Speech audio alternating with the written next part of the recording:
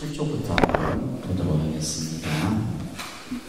그때서 둘째 줄에 보시면 선지식들이여 나의 이 법문은 예부터 단번에 깨침과 점차로 깨달음을 모두 세우나니.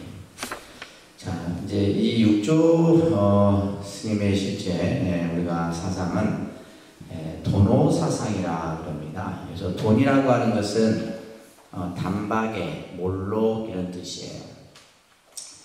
점이라고 하는 것은 점차적인. 근데 이제 육조 스님께서는 이제 이 돈점을 다 같이 이제 세운다 이런 얘기를 하고 계시면서 그 다음에 나오는 이제 내용 구절이 중요한 구절이에요. 그래서 돈점을 세워서 어떠한 이제 사상을 지금 얘기하냐면 바랍니다. 무념위종.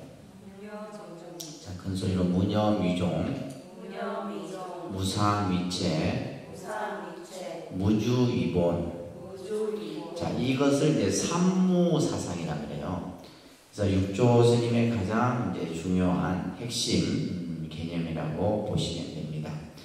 그래서 무념위종이라는 말은 생각 없음을 근본이다 이런 뜻이에요. 종이라는 뜻은 근본. 그래서 무념으로서 근본을 삼고 또 무상으로서 모양 없음을 그 바탕으로 삼으며 또한 머무름 없음으로써 또한 근본을 삼느니라. 그래서 우리가 육조 사상에 있어서 선 사상에 있어서 가장 근본이 되는 것이 바로 무념위종, 무상위체, 무주위본이다. 그러니까 이제 전부 이제 이 세 무념, 무상, 무주 이렇게 이제 여러분들이 이해를 하시면 되는데요.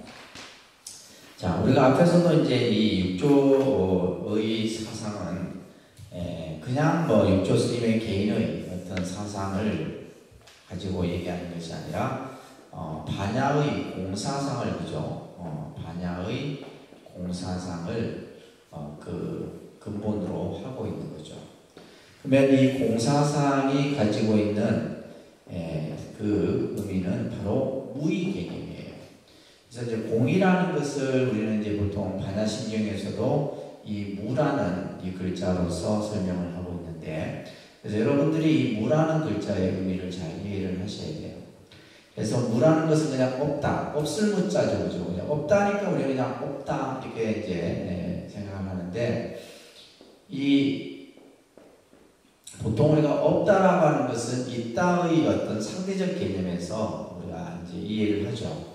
근데 여기에서의 무는 뭐라고 하는 것은 있다, 없다의 개념의 무의 개념이 아니라는 거예요. 그래서 우리가 이제 그냥 글자로 봤을 때 예를 들면 자 보세요. 무념 했을 때 생각이 없다. 이렇게 이제 해석은 그렇게 해요. 해석은 그렇게 하지만은 이 실제에 담겨 있는 뜻은 이제 그런 단순히 부정적인 의미가 아니다라는 거예요. 그 다음에 이제 무상 마찬가지예요. 모양이 없다.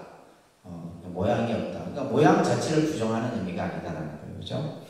그 다음에 생각이 없다라는 해서 그 생각 자체를 부정하는 개념이 아니고 또 머무름이 없다. 이것도 마찬가지예요. 그러니까 무념, 무상, 무주 이 세 가지의 개념이 이제 하나하나 이제 설명이 되는데 여러분들이 잘 보셔야 됩니다. 자, 보시면 어떤 것을 모양이 없다고 하는가? 모양이 없다고 하는 것은 모양에서 모양을 여인 것을 모양이 없다 이런 의미로서 설명하고 있어요. 여기서 중요한 말은 어상이 이상이요. 모양으로부터 모양을 여겼다. 그러니까 모양 자체를 부정한 게 아니에요. 그죠? 여기서는 모양 자체가 그냥 없다 이렇게 생각하는 해석이 아니라 모양으로부터 모양을 여겼다는 말은 그 형상 자체는 이제 부정하는 게 아니고 인정하되, 근데 그 형상은 뭐다? 실체가 없다 이런 얘기예요. 그렇기 때문에 여기서 상으로서 상을 여긴 것을 무상이라 한다 라는 말, 중요한 말입니다. 모양이 없다고 하는 것은 모양에서 모양을 여인 것이요. 그래서 모양에서 모양을 여였다. 이런 말들은 여러분들이 이제 깊이 생각을 해보고 이제 이해를 하나 해야 되는 그런 구절이에요. 모양에서 모양을 여였다. 다시 말해서 이제 모양에서 예를 들면 우리가 이걸 컵이라 하지만은 이 컵이라고 하는 것은 우리가 그냥 그죠 붙여놓은 이름에 불과한 거다 이 말이에요. 그러니까 예를 들면 이게 컵이라는 모양이 있지만은 실체 그 컵이라고 하는 본체 자체는 없는 거죠. 왜? 이게 깨지고 나면 컵이라고 하는 것은 없다 이 말이에요. 그래서 상에서 상을 여였다라는 이 구절이 아주 중요한 구절이에요. 그 다음에 무념이라고 하는 것, 생각이 없다고 하는 것은 생각에 있어서 생각을 여겼다. 그러니까 생각 자체가 없다 이게 아니라 그 생각으로부터 생각을 여긴다. 다시 말해서 생각에 집착하지 않는 거죠. 모양에 집착하지 않는 거고 생각에 집착하지 않는다라는 얘기예요. 또한 무주자, 머무름이 없다고 하는 것은 뭐예요? 위인 본성이 염려부주하나니 사람의 그 본래 성품이 생각 머무르지 않는 것이다. 그래서 여기서 머무름이라고 하는 것은 집착이라는 뜻이에요. 집착. 그래서 무념, 무상, 무주 이 세 가지. 여기서 말하는 없을 무자는 단순히 없다 이런 개념이 아니라 그죠? 그 공의 의미를 드러내는 뜻이다라고 여러분들이 이해를 하셔야 됩니다. 그러면서 이제 그러나 지나간 생각과 지금의 생각과 다음 생각도 전념, 금념, 후념이 있어요. 지금 내가 막 일으킨 생각은 현재 지금 일으킨 생각은 금념이고 그 생각을 일으키기 전에 일으킨 생각은 전념이고 또 일으킨 생각 이후의 생각은 후념이다. 그래서 생각이라고 하는 것은 순간순간 찰나간에 일어나는 생각이지만은 그 생각도 이제 시간적으로 봤을 때는 전념, 금념, 후념이라는 이제 생각을 해요. 근데 이러한 생각이 뭐냐면, 자, 여기서 중요한 또 표현이 있는데, 염념상속이라는 말이 있습니다. 그런데 염념상속. 그런데 큰 소리 염념상속. 그래서 생각이 그죠? 상속한다라는 말은 끊어지지 않는다 이런 뜻이에요. 생각이 끊어짐이 없는 것을 염념상속이라 얘기를 합니다. 자, 그래서 생각이 끊어짐이 없어서 무효단절하나니 끊어짐이 없나니 말이에요. 그래서 약 1년 단절하면 만약 한 생각이 끊어지면 한 생각 우리가 그 한 생각이 끊어진다면 법신이 즉시 이색신입니다. 법신이 곧 육신을 떠난다 이 말이에요. 그래서 우리가 망념의 생각을 일으키지 않아야 된다 이런 얘기예요. 그래서 생각 중에 모든 법위에 머무름이 없나니 생각 가운데 일체 법의 집착함이 없으니 일념작주하며 한 생각이라도 머무르면 한 생각이라도 집착한다면 그것을 염념죽주라 생각이 머무름이 됩니다. 이것을 이름하여 뭐냐면 개박이라는 좀 한자가 어려운데 얽힐겠자 얽힐박자 개박. 다시 말해서 생각이 얽히고 설켜있는 복잡한 상태를 개박이라는 표현을 쓰는 겁니다. 그러니까 예를 들면 우리가 자 보세요. 생각이라고 하는 것이 여러분들이 한 생각을 일으켰어요. 한 생각을 일으켰는데 순간 또 다른 생각이 일어나. 그러면 그 한 생각 일으킨 생각이 없어진 게 아니에요. 계속 이어지는 거예요. 또 그 다음에 또 다른 생각이 일어나. 그러면 앞에 일어났던 두 가지의 생각이 또 없어진 것 같지만은 아니에요. 계속 이어지는 거예요. 그러니까 생각이 계속 중첩이 됩니다. 생각이. 그래서 우리가 의식적으로는 그 생각을 일으키지 않는 것 같지만은 내 안에서는 내 생각의 그 안에서는 그 생각이 계속 끊어짐이 없이 일어나고 있다는 거예요. 그러하게 되면 이제 생각이 복잡해지게 되죠. 이 생각도 나고 저 생각도 나고 뭐 온갖 생각들이 나는 거예요. 그 상태를 이제 바로 개방이라 표현하는 거예요. 생각이 얽히고 섞여서 복잡해진 상태를 말하는 겁니다. 그래서 일체 법상의 염념부주하면 일체의 그러한 현상 위에 생각이 집착하지 아니하면 생각이 머무르지 않는다, 집착하지 않는다면 이것이 바로 무박이다. 얽힘이 없는 것이다. 그래서 우리가 이제 이 선이라고 하는 것은 또 다른 표현으로 생각을 쉬는 게 선이에요. 그죠? 생각을 쉬는 것. 생각을 일으키지 않는. 근데 우리가 예를 들면 생각을 안 일으킬 수는 없잖아요. 생각이 수도 없이 내가 뭐 일으키고 싶어서 일으키는 게 아니라 여러분들이 이제 어떠한 이 보고 듣고 생각하고 맛보고 느끼고 하는 그런 가운데서 생각들이 일어나는 거예요. 그것을 시무주로서 위본이니라. 이것이 바로 머무름이 없는 곳으로서 근본을 삼는 것이다. 이렇게 지금 설명하고 있습니다. 자, 그 다음 페이지 보시면 선지식들이여 밖으로 모든 모양을 여의는 것이 모양이 없는 것이다. 외리 일체상이 시무상이다. 일체상을 여의는 것. 일체상을 여의다는 말이 뭐예요? 자, 여기서 조금 어렵습니다. 그죠? 이 개념 자체가 우리가 보통 여기서 상이라는 개념은 첫째는 형상, 모양이라는 뜻도 있다고 했어요. 그죠? 형상과 모양이라는 뜻도 있고 두 번째는 관념이라는 뜻도 있어요. 관념. 이 이제 상자는 모양상인데 그래서 보통 이제 금강경영 같은 데서는 이제 이 두 번째 개념. 그러니까 관념이라고 하는 것은 생각이 어떤 고착화된 상태를 관념이에요. 그래서 우리가 그것을 이제 고정관념이라는 말로도 우리가 표현하잖아요. 그죠? 고정관념. 이것은 예를 들면 내가 이것은 이래야 돼. 예를 들면 하늘은 파라요. 이거는 하나의 어떤 뭐냐면 관념화된 생각이에요. 근데 하늘이 파랗지만은 않잖아요. 그죠? 그래서 이 상이라고 하는 것이 형상, 모양, 관념 이런 이제 의미들로 표현하고 있는데 그래서 밖으로 일체 상이 여의는 것을 무상이다. 상을 보되 상에 집착하지 않는 거예요. 우리가 상을 예를 들면 보고 듣고 느끼고 생각하는 가운데 그 상에 집착하지 않는 것을 바로 무상이라 한다. 그래서 단능이 상하면 다만능이 상을 여인다며, 그죠? 모양을 여이기만 하면 자성의 그 체는 청정하다. 그렇죠? 우리가 예를 들면 마음에 집착하는 그 번뇌가 없어져 버리면 우리의 마음 자성은 항상 깨끗하다는 겁니다. 그렇기 때문에 이것이 바로 무상위체다. 상을 여임으로써 그 근본을 삼는 것이다.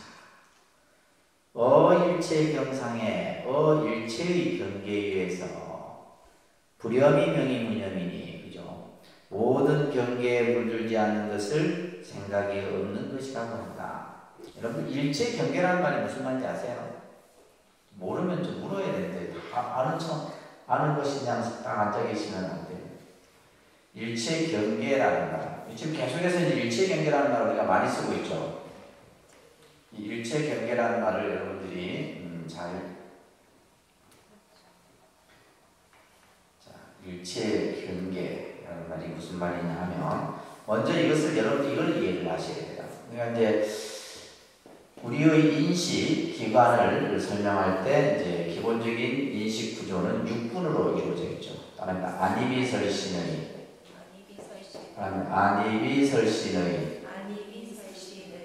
이건 들어보셨죠? 안이비설신의 우리가 뭐 내가 가지고 있는 것이니까 그죠? 내가 가지고 있는 안이비설신의 그래서 눈, 귀, 코, 혀, 몸, 의 그죠? 이것을 육근이라고 해요. 근데 육근이 이것이 육경을 반영을 해요. 육경은 바로 뭐냐면 색성향 미촉법 이렇게 해요. 색성향 미촉법.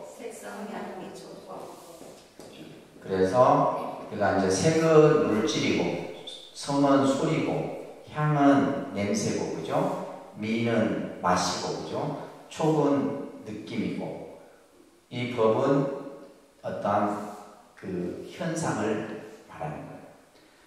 그래서 안이비설신이가 색성향 미촉법을 통해서 뭐가 만들어져요? 육식. 우리가 이제 의식을 하게 되는데, 그래서 이것을 이제 육식은 뭐냐면 이것도 똑같이 안이비설심이에요.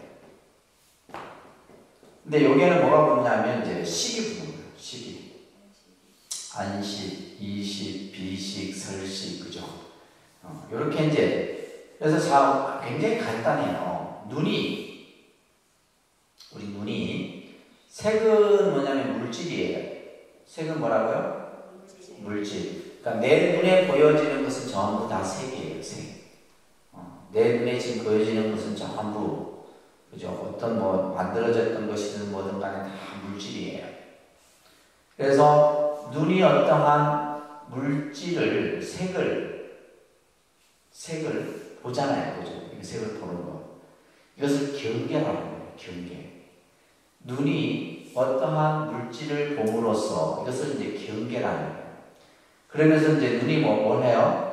이제 여기서의 안식은 뭐냐면 그것을 이제 받아들이는 거죠.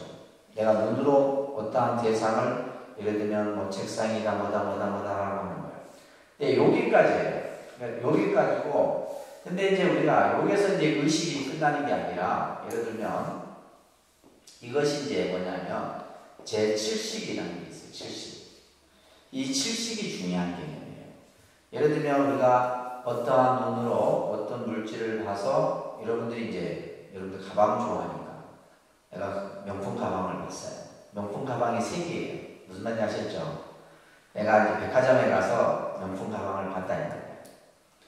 그러니까 보는 것까지는 뭐냐면 안식이에요. 안식. 그러니까 안식은 분별을 하지 않습니다. 근데 그 눈으로 예를 들면 눈이 안 보이면 그 가방을 못 보니까 안식이 있어서 예를 들면 우리가 수정체라든지 각막이라든지 시신경이 있기 때문에 그 물체를 볼 수 있는 거, 보는 것까지예요. 보는 것까지. 그런데 그것을 이제 예를 들면 여러분들이 이쁘다, 사고 싶다, 갖고 싶다, 이거는 뭐 하는 거예요? 그냥 칠식이 하는 거예요. 무슨 말인지 아셨어요? 칠식이 하는 거고, 그래, 내가 지금은 돈이 없으니까 내가 저걸 다음에 사야지 하는 건, 저장해 두는 건 팔식이 하는 거예요. 이렇게 의식이 나타나는 겁니다. 무슨 말인지 아셨죠? 그래서 실제 우리가, 이런 뭐냐면 귀도 그렇고, 코도 그렇고, 혀도 그렇고, 전부 다 마찬가지예요. 이렇게 눈이 어떤 대상을 보고, 귀가 어떤 소리를 듣고, 예를 들면, 누가 나한테 얘기를 하는데, 듣는 것까지는 이거는 뭐예요? 이식이 하는 거예요. 근데 듣고 나서 기분이 좋고, 기분이 나쁘는 건 어디서 하는 거예요? 칠식이 하는 거예요. 그리고 예를 들면 그 사람의 말에 내가 그냥 기분이 굉장히 안 좋아서 가슴속에 확 저장이 되는 거예요. 팔식이 하는 거예요. 팔식이. 이런 식으로 이제 불교에서는 하는데, 여기서 일체 경계라는 말은 눈이 물질을 그죠? 보고 눈이 인식하는 그러한 현상들을 일체 경계라 이런 말을 쓰는 거예요. 그래서 여기서 보시게 되면 이게 이제 순서가 있잖아요. 안이설심. 그러니까 우리가 예를 들면 어떠한 대상을 받아들이는데 가장 큰 기관이 바로 눈이에요. 그래서 눈을 통해서 우리는 모든 것을 분별을 하죠. 눈이. 그래서 예를 들면 좋고 싫은 것도 눈을 통해서 우리가 먼저 의식을 일으킵니다. 그래서 예를 들면 이제 우리가 시각장애인 같은 경우는 이제 눈이 안 보이는 사람은 뭐가 발달이 돼요? 귀가 발달해요. 청각이 발달해요. 그러면 눈과 귀가 문제가 있으면 뭐가 발달이 돼요? 후각이 발달돼요.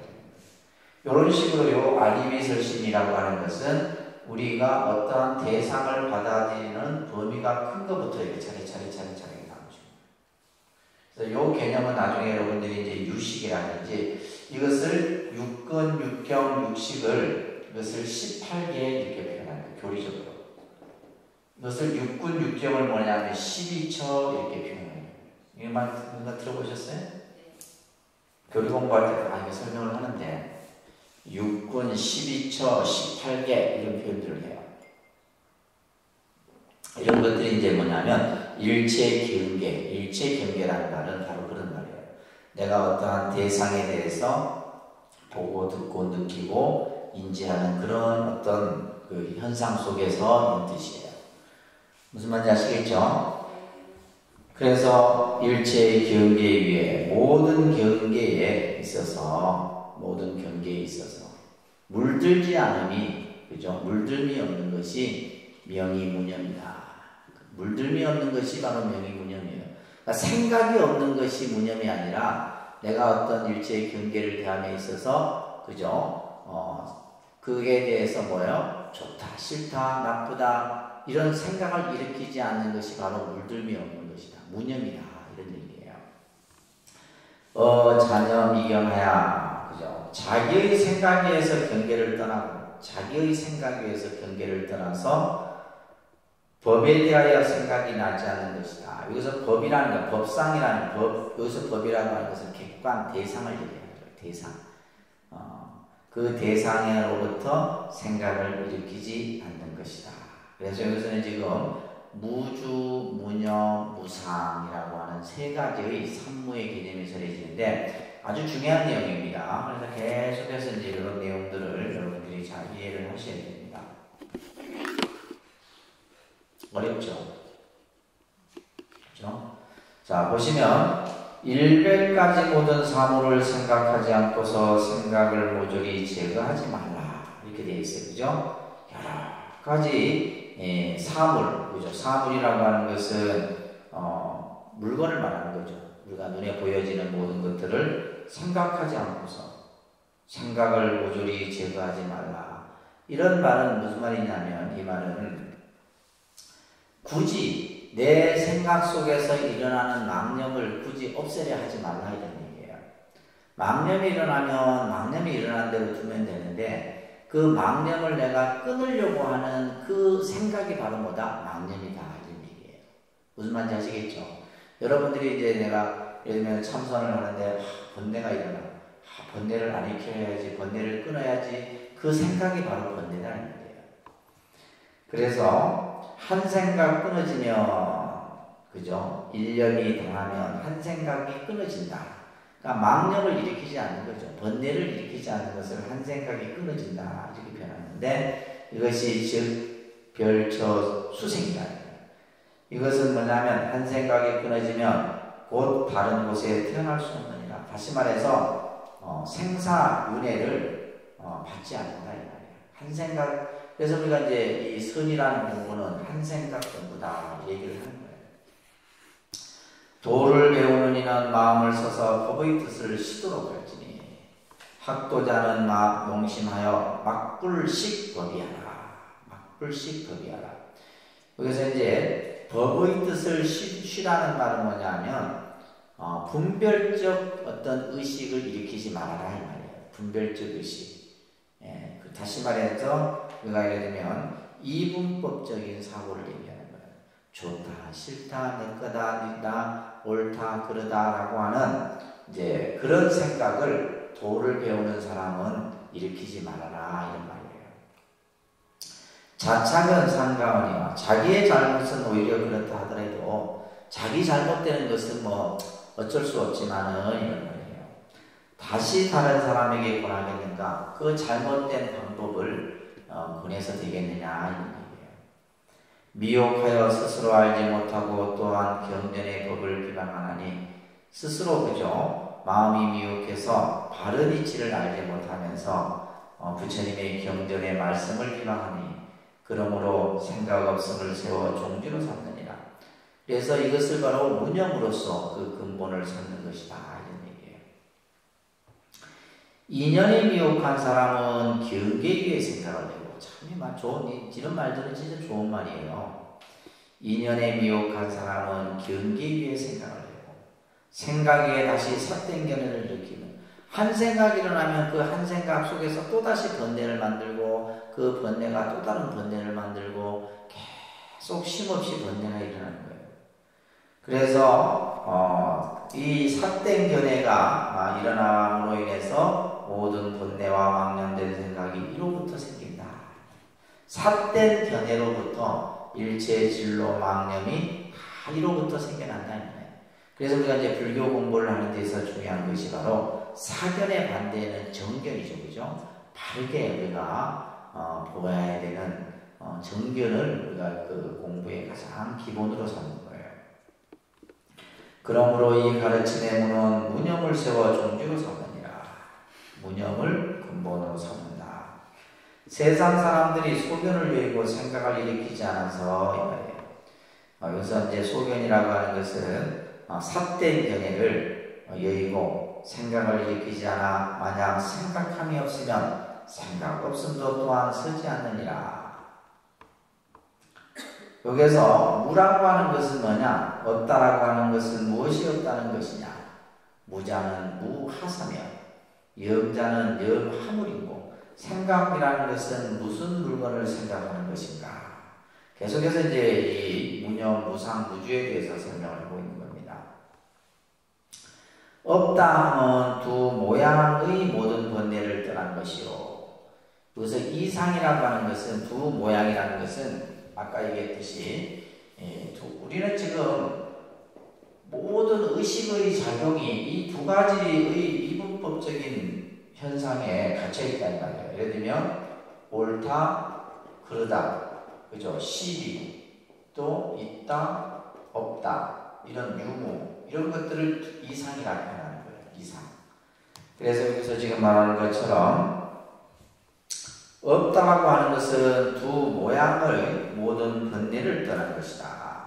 진로라는 말은 번뇌 망상을 진로라고 해요. 그래서 무자는 이 이상 제진로요.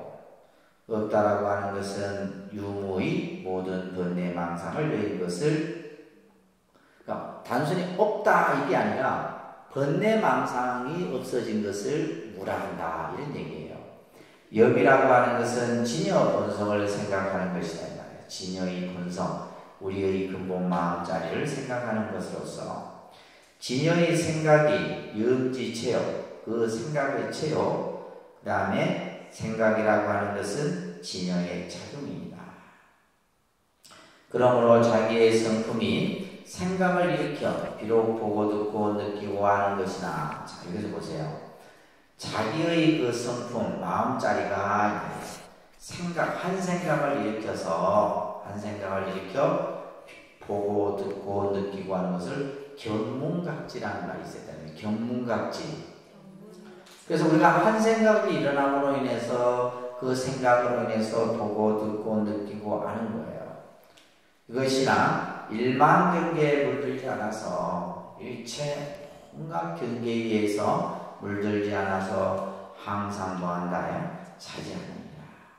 그래서 유망에게 말하기를 밖으로 능히 모든 부부의 모양을 잘 분별하나, 밖으로는 능히 모든 현상의 모습들을 잘 분별하나 안으로는 첫째 요긴한 뜻에 있어서 움직이지 않는다.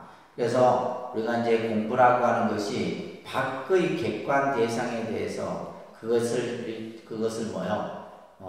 예를 들면 이분법적인 사고로 보지 않고 또 안으로는 뭐요? 스스로 이제 아주 여기서 제1이라는 말은 뭐냐면 진여 자성의 당체, 깨달음의 그 모습 안에서 있는다 이런 뜻이에요. 그래서 여기서는 이제 무념, 무주, 무상 이런 이제 삼무의 개념이 들어있는데 뒤에서도 다시 한번 이 개념이 설해집니다. 자, 그리고 나서 이제 3장으로 넘어갈게요. 교수선정. 자, 이것은 이제 선의 어떤 이치에 대해서 설하고 있는 또 중요한 가르침입니다. 선지식들이여 이 본문 중에 좌선은 원래 마음에 집착하지 않고 또한 깨끗함에도 집착하지 않는다. 좌선이라고 하는 거. 우리가 보통 좌선하면 그냥 앉아서 선을 하는 것을 좌선이라 이렇게 얘기를 하는데 이 육조단경에서는 원불 착심하며 역불 착정하며 역불 원동이다 이렇게 지금 표현하고 있어요. 좌선이라고 하는 것은 원래 마음에 집착하지 않는 거예요. 마음에 집착하지 않는 것이 좌선이다 이 말이에요. 또한 깨끗함에도 집착하지 않니, 더러움에도 집착하지 않고 깨끗함에도 집착하지 않고 있다라는 것에도 집착하지 않고 없다라고 하는 것을 집착하지 않니, 이게 바로 선이에요. 일체 집착하지 않는 그 마음이 바로 선이다, 좌선이다 이런 얘기예요. 또한 움직임도 움직이지 않음도 말하지 않나니 만약 마음을 본다 말한다면 마음은 원래 허망한 것이다. 마음이라고 하는 것 우리가 마음을 본다. 그죠? 마음을 찾는다. 근데 마음이라고 하는 것도 본래 허망한 것이다 이 말이에요.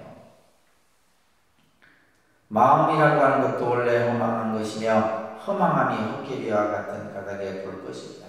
그래서 우리가 마음을 본다는 표현도 그것은 잘못된 것이다 이 말이에요. 이것은 우리가 앞에서 봤듯이 신수 스님의 관심, 마음을 관하고 또 깨끗함을 본다, 관정에 대한 이제 비판의 말씀을 하고 계시는 거예요. 그래서 마음을 뭘 어떻게 보느냐, 마음을 어떻게 보냐, 마음이라고 하는 것도 실체가 없는데 그 마음을 어떻게 보느냐 이런 얘기를 하고 있는 겁니다. 또한 만약 깨끗함을 본다고 한다면 사람의 성품은 본래 깨끗함에도 허망한 생각으로 진여가 덮인 것이므로 허망한 생각만 여이면 성품은 본래대로 깨끗하다. 그러니까 마음을 본다라고 하는 것도 잘못된 것이고 또 깨끗함을 본다라고 하는 것도 잘못된 것이다 이 말이에요. 왜? 마음이라고 하는 것이 본래 있는 것이고, 그죠? 깨끗함이라고 하는 것도 본래 더럽고 깨끗함이 없는 것인데 이것을 굳이 왜 마음을 본다고 마음을 깨끗이 한다라고 말하느냐 이렇게 지금 얘기를 하고 있는 겁니다. 100페이지 하고 있습니다. 100페이지. 그러면서 불견자성 본정하고 자기의 성품이 본래 깨끗함은 보지 아니하고, 그죠? 마음을 일으켜서 한 생각을 일으켜서 깨끗함을 본다고 하면 도리어 깨끗하다고 분별하는 망상이 생긴다. 이게 아주 중요한 말입니다. 자기의 성품이 본래 내 마음이 본래 깨끗함을 보지 아니하고 괜히 쓸데없이 한 생각을 일으켜서 깨끗한 그 마음을 본다라고 한다면 그것은 오히려 뭐요? 깨끗하다라고 하는 망상의 생각을 일으키는 것이다. 이것을 정망이라고 얘기하죠. 정망. 깨끗하다라고 하는 망상, 더럽다라고 하는 망상, 이런 생각을 일으키는 것이다. 그러면서 망상은 처소가 없다. 쉽게 말해서 번뇌망상이 어디에서 일어나느냐? 그 일어난 곳이 없다 이런 얘기예요. 망상이라고 하는 것이 본래 없는 것인데, 그죠? 우리가 예를 들면 한 생각 일으킴으로 인해서 그 망상이 일어나는 것이지 망상이라는 것이 본래 없다 이런 얘기예요. 그러므로 본다고 하는 것이 도리어 허망한 것임을 알라. 마음을 본다, 깨끗함을 본다, 이 자체가 바로 망상이다 이런 얘기예요. 깨끗함은 모양이었거늘 도리어 깨끗한 모양을 세워서 이것을 공부라고 말한다면 이러한 소견을 내는 이는 자기의 본래 성품을 가로막아 도리어 깨끗함에 묶이게 된다. 이것을 정박이라 표현합니다. 깨끗하다는 생각, 그죠? 깨끗하다는 것을 일으키는 그 생각 또한 망상이고 깨끗하다는 것에 얽매이는 것 또한 망상이다. 왜? 본래 깨끗하고 더러움이 없다. 그런데 우리가 이제 한 생각 속에서 이제 그런 생각을 일으키게 되는 거예요. 그래서 만약에 마음이 움직이지 않는 이가 사람들의 허물을 보지 않는다면 이는 자성이 움직이지 않는 것이다. 그래서 여기서 이제 이 부동이라는 말은 뭐냐면 부동심, 무분별, 분별하지 않는 것을 얘기하는 거예요. 그래서 분별심이 없는 사람은 일체의 사람들의 허물을 보지 않아요. 일체 다른 이의 허물을 보지 않는다는 말이에요. 이것은 바로 뭐와 같으냐? 자성이 부동한 것과 같다 이 말이에요.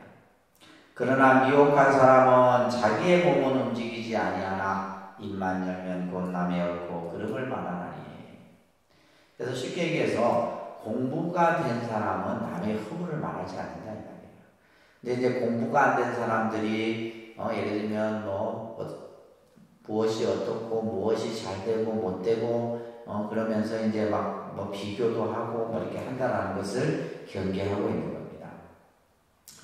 그래서 입만 열면 곧 남의 옳고 그름을 말하나니 이것은 도와 어긋나서 여도이게로다. 도와 더불어서 등지게 되는 것이에요. 그래서 이제 이 끝에 이제 결론을 얘기하고 있죠. 간심간정은 이 간심간정의 개념이 바로 신수 스님의 좌선 수행법이죠. 그죠? 이 간신간정은 각시 장도 인연입니다. 이것은 도리어 뭐다? 도를 장애하는 인연이 된다는 말이에요. 이것은 참 공부가 아니다. 그래서 마음을 본다, 깨끗함을 본다, 이런 생각을 일으키지 말아라. 마음이라고 하는 것도 본래 없는 것이고 깨끗하다고 하는 것도 본래 없는 것이다. 그래서 망상이라고 하는 것도 본래 그 처소가 없는 것인데, 그죠? 우리가 한 생각 일으키는 가운데서 그것이 일어난 것이다. 이런 얘기를 하고 있는 겁니다. 자, 이제 그대들에게 이르노니 이 법문 가운데 어떤 것을 좌선이라 하느냐. 이제 좌선에 대한 정의를 지금 여기서 하고 있는 거예요. 차 법문 중에 이 법문 가운데 일체 걸림이 없어서 일체무예라는 말이 있어요. 일체 걸림이 없다. 그러니까 육조 스님의 법문은 무예 법문이라고도 해요. 일체 걸림이 없는 말씀입니다. 어디에도 걸리지 않습니다. 그래서 이제 모든 경계 위에 생각이 일어나지 않는 것이 안전이며 밖으로 본래 성품을 보아 안으로 본래 성품을 보아 어지럽지 않음이 선이니라. 자, 이건 이제 구절은 이제 아주 유명한 구절이라서 원문도 한번 볼게요. 자, 따라합니다. 외어 일체 경계상에. 그러니까 일체 경계라는 말 앞에서 했죠, 그죠? 이 말이 계속 나 일체 경계. 그러니까 예를 들면 눈으로 보고 듣고 느끼고 생각하는 그런 모든 상황을 일체 경계라 이렇게 표현하는 거예요. 그 다음에 영불기위자요 내견 본성 분란이 위선이니라. 그래서 이제 여기서 지금 좌선할 때 이제 좌선에 대한 정의예요. 그래서 이제 예를 들면 우리가 대학에서 논문을 쓸 때 만약에 이제 좌선에 대해서 우리가 쓰고자 한다면 이런 이제 글귀를 인용해서 우리가 좌선에 대한 정의를 쓰는 거죠. 그래서 이제 우리가 예를 들면 뭐 사전에서 나오는 그런 좌선의 정의가 아니고 예를 들면 육조환경에 육조 스님께서 좌선의 정의를 이렇게 하셨다 했을 때 이제 이런 구절들을 우리가 인용을 합니다. 그래서 외어 일체 경계상에 밖으로 일체 경계 위에서 생각이 일어나지 않는 것. 그죠? 여기서 생각은 망념이죠. 망념. 망상 번뇌가 일어나지 않는 것이 자다. 우리는 자라고 하는 것은 행위적인 모습을만 가지고 우리는 앉아서 하는 것을 자선이라 하는데 그 자라는 개념은 생각, 망상이 일어나지 않는 것이 자다 이런 뜻이에요. 그리고 뭐요? 내견 본성 분란이 안으로는 내 본성이 어지럽지 않음을 보는 것. 다시 말해서 마음이 푹 쉬는 것. 마음이 일제 동요가 없는 것. 이것을 바로 뭐라 한다? 선이라 한다. 그래서 이 지금 좌선의 정의는 이 아주 고차원적인 이 개념이에요. 그래서 밖으로 일체 경계 위에서 생각을 일으키지 않고, 그죠? 안으로 내 마음이 어지럽지 않은 것. 이것을 바로 좌선이라 한다. 그래서 우리가 보통 일반적으로 좌선은 앉아서 수행하는 선을 좌선이라 하는데 그런 뜻이 아니다. 이런 얘기예요. 자, 그러면서 어떤 것을 선정이라 하느냐. 우리가 선정을 이제 또 보통 우리가 선을 도라는 말은 선정이라는 말로 하잖아요. 그죠? 그러니까 외리상활 선이요. 내 불랑할 정이니. 밖으로 상을 여의는 것을 선이라고. 상을 여의는 것. 다시 말해서 상을 여인다라는 말은 그 상을 상인 줄 아는 것. 예를 들면 이 컵을 보더라도 이 컵이라고 하는 것은 실체가 없는 그런 어떤 형체인 줄 아는 것. 이걸 이제 상을 여인다 이 얘기하는 거예요. 다시 말해서 상에 집착한다면 이거는 컵이야. 이것은 영원히 컵이야. 이건 상에 집착하는 거잖아요. 근데 이 컵이라고 하는 것은 그냥 단지 인연 조합에 의해서 컵의 모양을 하고 있을 뿐이다. 이거는 결국 뭐예요? 실체가 있는 것이 아니다. 이 생각하는 것이 바로 상을 여기는 것이에요. 그러니까 내가 눈에 보이는 일체의 어떤 현상에 대해서 그 상에 집착하지 않는 것. 그래서 상을 상인 줄 아는 것을 이상활, 왜 이상활 선이요. 그러니까 선이라는 이 글자를 이렇게도 해석을 한다 이런 말이에요. 선이라는 글자를 상을 여는 것을 선이란다. 모양에 집착하지 않는 것을 선이란다. 이렇게 이제 이해하시면 됩니다. 또한 내 불량할 정이다. 안으로 마음이 어지럽지 않은 것이 바로 뭐다? 정이다. 그렇죠? 우리가 이제 이 정자가 고요할 정자인데 이 정의 의미가 뭐냐? 내 안으로 마음이 어지럽지 않은 것이 바로 정이다. 그래서 우리가 보통 선정, 수행 이렇게 하잖아요. 선정. 그래서 선정이라는 용어를 이렇게 단경에서는 이렇게 이제 육조 스님께서는 설명을 하고 계신 거예요. 아주 훌륭한 설명입니다. 이 설명이 왜 이상할 선이요? 내 불란할 정이다. 그래서 이제 이런 구절들을 우리가 암기를 하는 게 좋죠. 자, 그러면서 가사 밖으로 모양이 있어도 안으로 성품이 어지럽지 않으면 본래대로 그대로 깨끗하고 그대로 정이다. 이 말이 무슨 말이에요? 우리가 예를 들면 어떤 이제 밖의 경계에서 그죠? 밖의 경계에서 다 형상이 있잖아요. 다 모양이 있다는 말이에요. 보여지는 모습들이 다 있어도 내 안에 마음의 그 근본 자리에서 그 형상에 집착하지 않으면 그 모양에 집착하지 않으면 내 마음은 그대로 깨끗한 정의 상태가 된다. 근데 우리는 그렇게 안 된다는 말이에요. 어떤 것을 보면 좋다는 생각을 일으키고 어떤 것을 보면 싫다는 생각을 일으키고 내 거라는 생각을 일으키고 온갖 생각들을 일으킨단 말이에요. 우리가 어떤 형상에 대해서. 그러나 다만 경계에 부딪힘으로 말미암아 경계에 부딪힌다는 말이 있어요. 경계. 여기서 보면 원문에 보게 되면 지연경촉하야. 다만 그 경계를 인연함으로 인해서 그죠? 경계에 부딪힌다. 경계에 부딪힌다는 말이 뭐예요? 내가 눈이 이 지금 컵을 보면 경계에 부딪히는 거예요. 그러니까 어떤 대상에 내가 연결이 된다 이 말이에요. 내가 예를 들면 누군가의 소리를 내가 들으면 그 소리에 내가 경계에 부딪히게 되는 거예요. 왜 경계에 부딪힌다는 말을 우리가 이제 스님들이 많이 씁니다. 그래서 경계에 부딪힘으로 말미암아 부딪히게 되면 어지럽게 되나니. 그렇죠? 그냥 안 보면 그냥 괜찮은데 내가 보거나 소리를 듣는 순간 뭐가 일어나요? 생각이 일어나는 거예요. 그래서 이제 우리가 이제 선방에서 참선을 하는 스님들은 일체 신문, 잡지, 뉴스 이런 것을 못 보게 합니다. 왜냐하면 우리가 선을 하는 이 자체가 보면 굉장히 아주 미세한 그 의식 작용이 일어나는 현상 속에 있는 것인데, 그래서 가능한 한 이제 안 보고 안 듣고 가죠.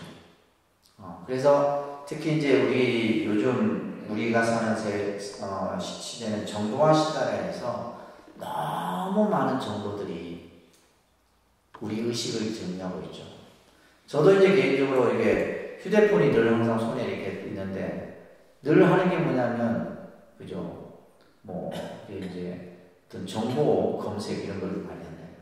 그러니까 사실 그런 정보들이 나하고 별 쓸모도 없는데 그런 것들을 이제 모르면 또 이게 불안하고 하니까 사람들이 그냥 정보 검색이라든지 또 뭐 어떤 일이 어떻게 일어났는지. 근데 실제 이제 선을 하는 스님들은 그런 것들을 일체에 다 하지 않습니다.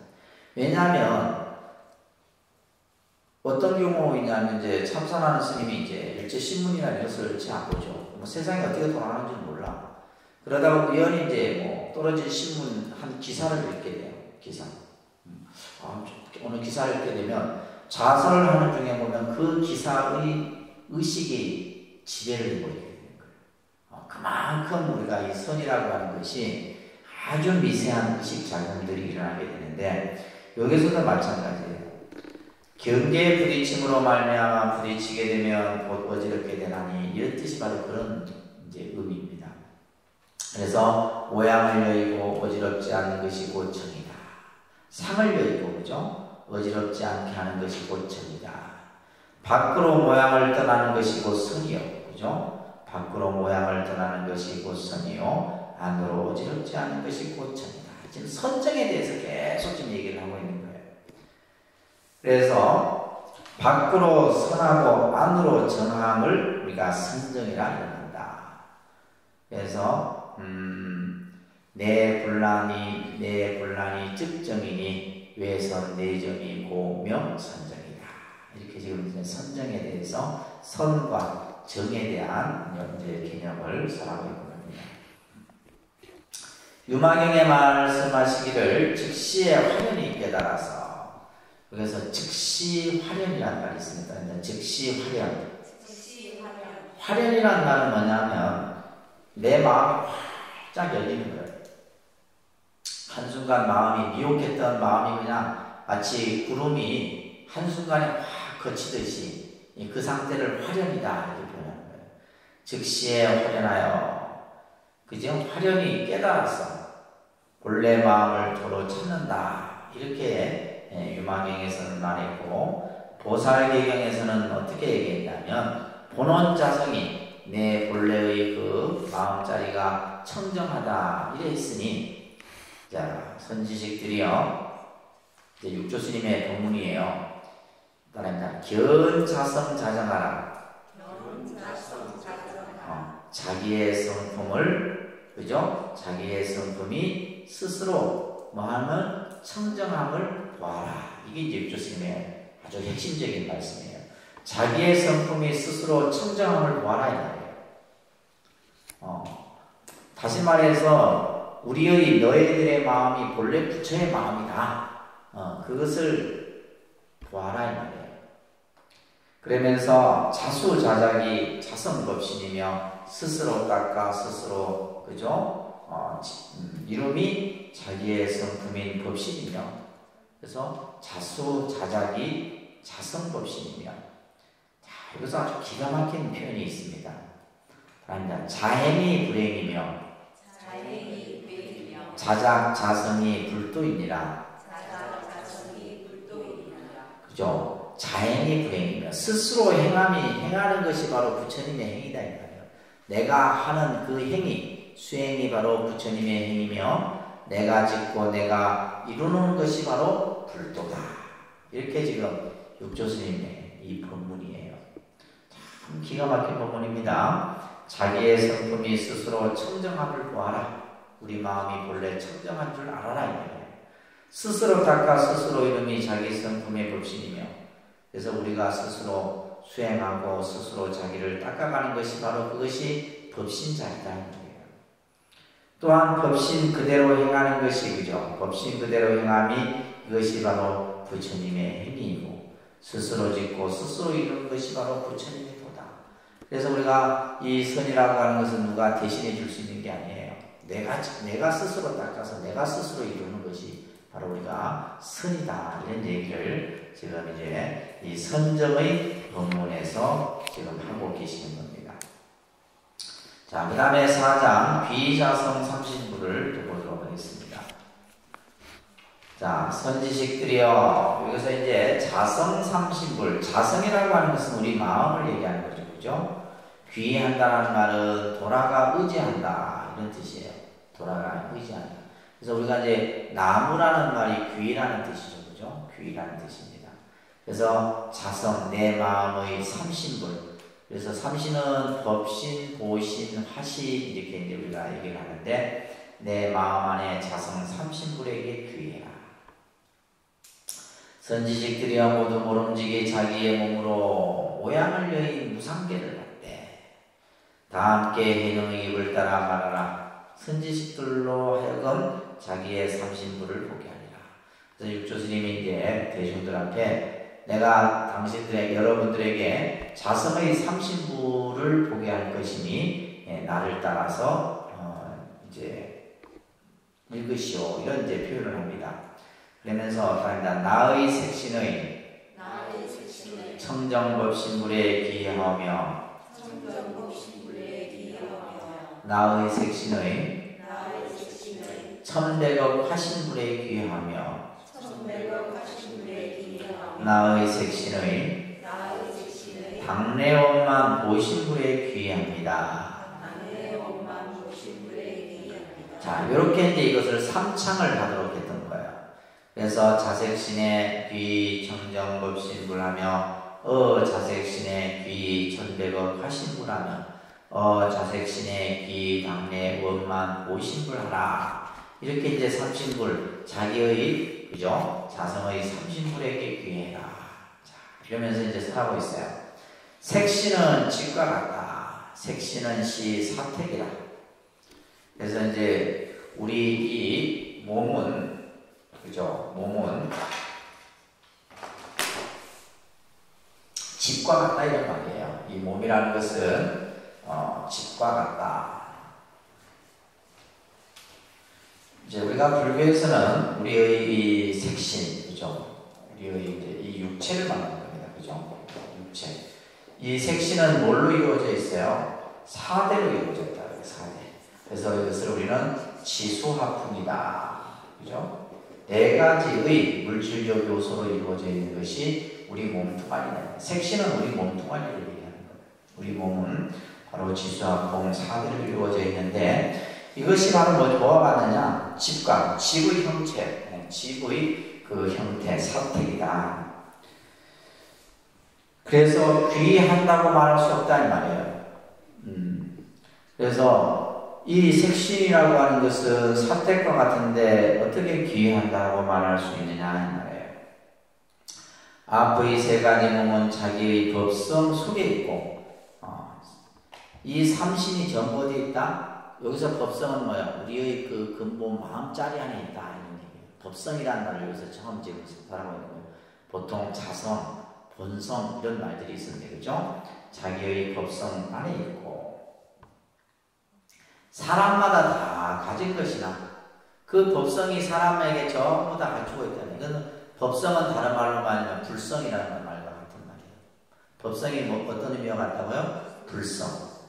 우리가 예를 들면 사람마다 전부 다 불성을 가지고 있잖아요. 그런데 미혹하여 보지 못하고 그래서 어리석어서 그 법성이 우리 안에 있는 것을 보지 못한다 이 말이에요. 밖으로 삼신부처를 찾고 밖으로 삼신부처를 찾는다는 말은 내 안에 삼신부처가 있는 줄 모르고 자꾸 형상을 쫓아서 우리가 예를 들면 모양을 쫓아서 부처를 찾으려고 한다 이 말이에요. 이거는 진짜 우리가 중요한 말씀입니다. 그래서 여러분들이 이 신앙이라고 하는 측면에서 우리가 법당에 가면 불상이라는 상을 그죠? 모셔놓고 있어요.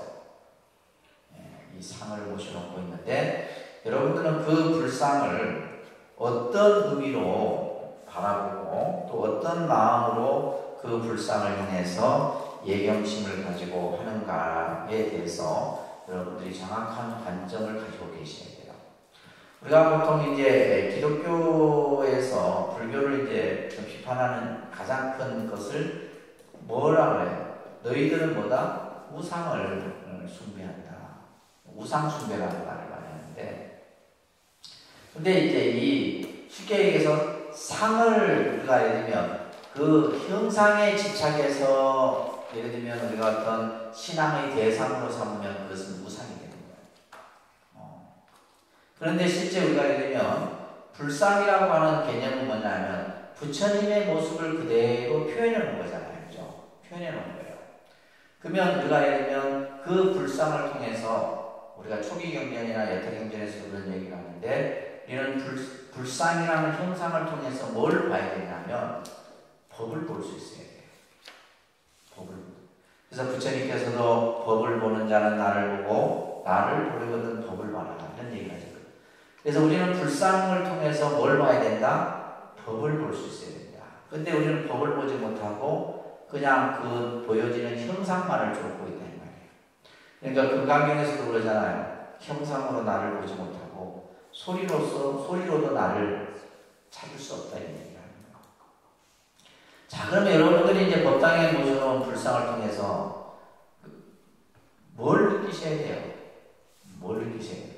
우리는 그냥 그 불상이 영험한지 안 영험한지 이게 관심이 있지 뭐 다른 게 별로 관심이 없어요. 불상이 영험하고 그런 건 없어요. 자, 우리는 불상을 통해서 그죠? 그 부처님의 그 모습을 통해서 부처님이 가지고 계신 지혜와 그죠? 자비를 여러분들이 그 불상의 모습 속에서 느낄 수 있어요. 그래서 지혜와 자비를 느낀다라고 하는 것은 바로 그 불상을 통해서 법을 볼 수 있는 것이에요. 이것은 마찬가지예요. 우리가 예를 들면 어떤 종교든지 그 종교의 신앙의 대상을 모십니다. 그죠? 기독교인들도 본인들도 교회 가면 뭐 있어요? 십자가에 그죠? 십자가에 못 박힌 예수 그리스도 상이 있다. 그러면 이 사람들은 이 십자가를 보면서 뭘 느끼겠어요? 하나님이 인간을 대신해서 그죠? 원죄의 고통을 짊어지고 인간을 구원하려고 하는 뭘 느껴요? 예수의 사랑을 느끼는 거예요.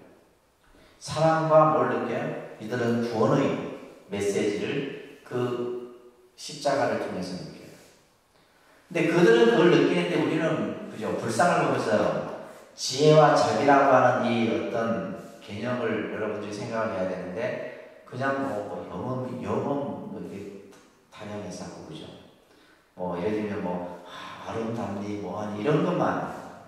그래서 우리가 예를 들면 이 지금 6조 당론에서도 하는 얘기가 바로 그런 얘기예요.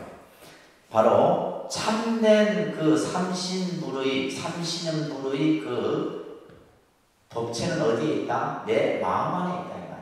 내 마음. 근데 자꾸 밖으로 쫓아서 삼신불을 찾으려고 하지 말아라 이 말이에요.